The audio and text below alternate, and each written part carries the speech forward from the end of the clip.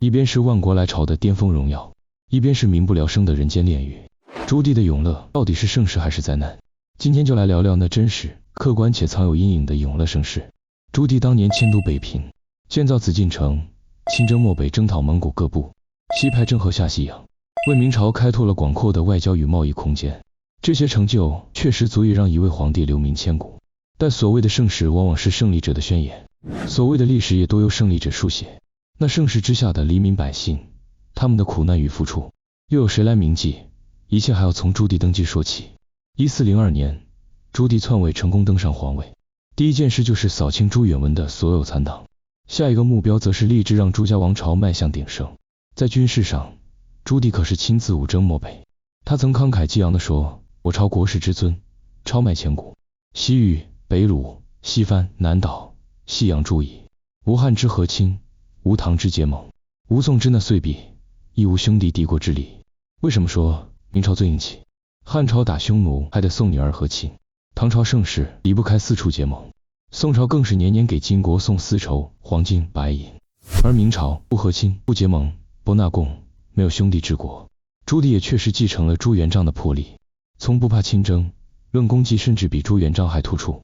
明史记载，明朝东起朝鲜，西抵吐蕃，南包安南，北抵大漠，版图扩到1000万平方公里。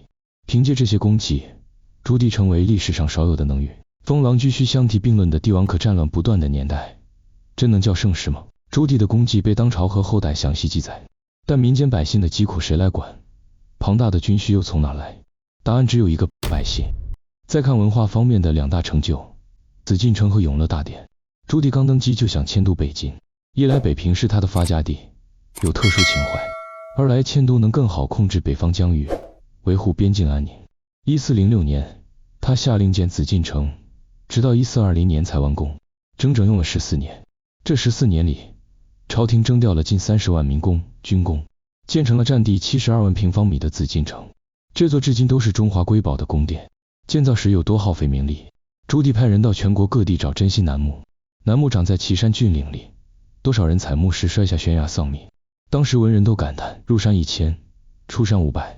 为了让紫禁城坚固，地基就铺了15层砖，这种砖的制作成本堪称天价，铺设时还得用特殊粘合剂，要耗费海量糯米和蛋清。一边是南征北战的军需，一边是建造紫禁城的巨额开支，钱从哪来？最终还是百姓买单。关于永乐大典，同样藏着朱棣的野心。1403年，他命谢晋、姚广孝等人编撰大行类书，要求凡书契以来，经史子集，百家之言。至于天文、地理、阴阳、医卜、星象、技艺之言，被集为一书，要把从古至今的重要书籍全收入进来。1407年，这部巨著定稿，正文22877卷，目录60卷，装订成11095册，总字数约3.7亿字。朱棣亲自作序赐名。永乐大典也被后人赞，大典之外再无全书，连大英百科全书、法国百科全书都不及他。但3.7亿字的巨著，朱棣真能逐一审定。说到底，他就是想靠这部书功成名就，留名千古。说完文化，再来讲外交。郑和七下西洋的故事人人皆知，朱棣在世时搞了6次，去世后完成了最后一次。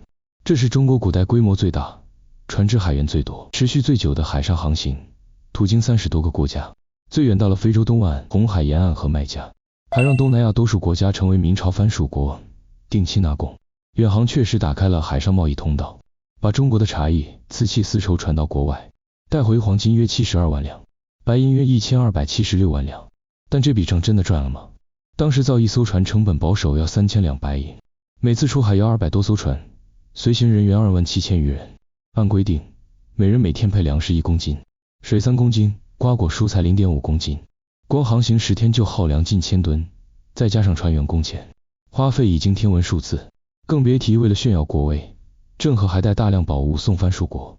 历史学家推算，这些礼物价值近600万两白银，相当于大明1年财政收入的2倍。百姓一边修长城、打仗造船，一边还要交重税，国库的钱既要供军需，又要送外国礼物，这样的盛世到底撑在哪里？不过朱棣在经济上也做了件实事，修复京杭大运河。这条运河元代就已残破，修复后，1415年7月黄河至长江的南段通航，运河体系能从长江下游直通北平，成了南北商业主脉，既方便运送粮食、军需，也给百姓多了些商业渠道。政治上，朱棣全方位改革，他废除朱允炆时期的所有新规，恢复朱元璋旧制，还沿用了严格的吏治措施。因为朱元璋废除了丞相制，皇帝要管所有国家事务，分身乏术，朱棣就设立了内阁制。这一制度后来被西方国家效仿，一直用到现在。但1420年，他设立的东厂却成了百姓的噩梦。东厂由宦官管理，和锦衣卫一样，不受任何机构管辖，只对朱棣负责。他们为了拿情报不择手段，滥杀无辜，冤假错案层出不穷，成了声名狼藉的暴力机构，也让宦官权力越来越大。明成祖朱棣的功绩确实多，说他功不可没，骁勇善战，一心为江山社稷都没问题。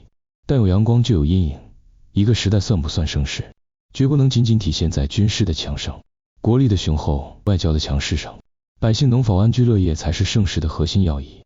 从帝王角度看，朱棣能排进中国历史前5，但从百姓角度看，永乐年间或许根本称不上盛世。